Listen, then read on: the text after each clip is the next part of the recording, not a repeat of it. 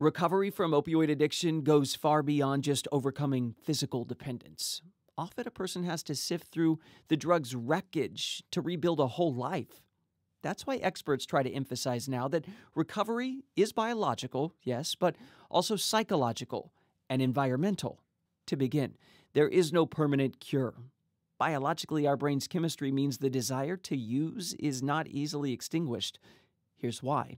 When addicted to a drug, there's the physical rush, but also parts of the brain create associations between the good feeling and the environment where it's experienced. These conditioned associations lead to cravings when a drug user re-encounters the same people, places, highs and lows. Those associations get especially complicated for opioid addicts in the criminal justice system. According to a 2018 study published in the journal JAMA Network Open and analyzed by NPR, just 3% of the U.S. population had recently been arrested or on parole or probation.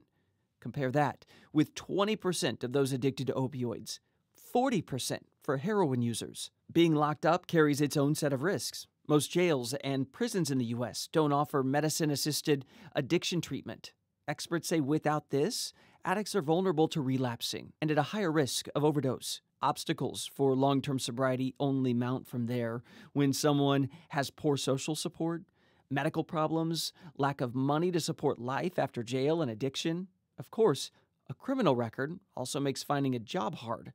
A few options do exist. First, cooperative or therapeutic workplaces. They offer employment in exchange for sobriety. Then, federal employment assistance, like the Access to Recovery program, gives former addicts vouchers for work-related needs and pays them to attend career training classes. In Massachusetts, people who found a job using ATR were 40% more likely to stay sober, also find housing, and avoid jail. Then there's the intangibles of life.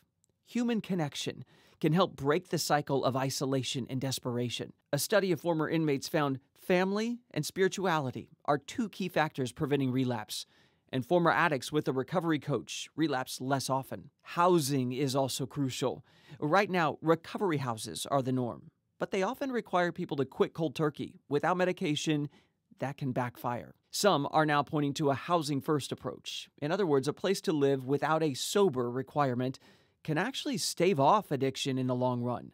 The opioid bill signed by President Trump in 2018 also includes a pilot housing program. Chronic addiction can be managed. And as it's becoming better understood, treatment is moving beyond just drying out. It's tackling a whole constellation of factors fueling the opioid epidemic.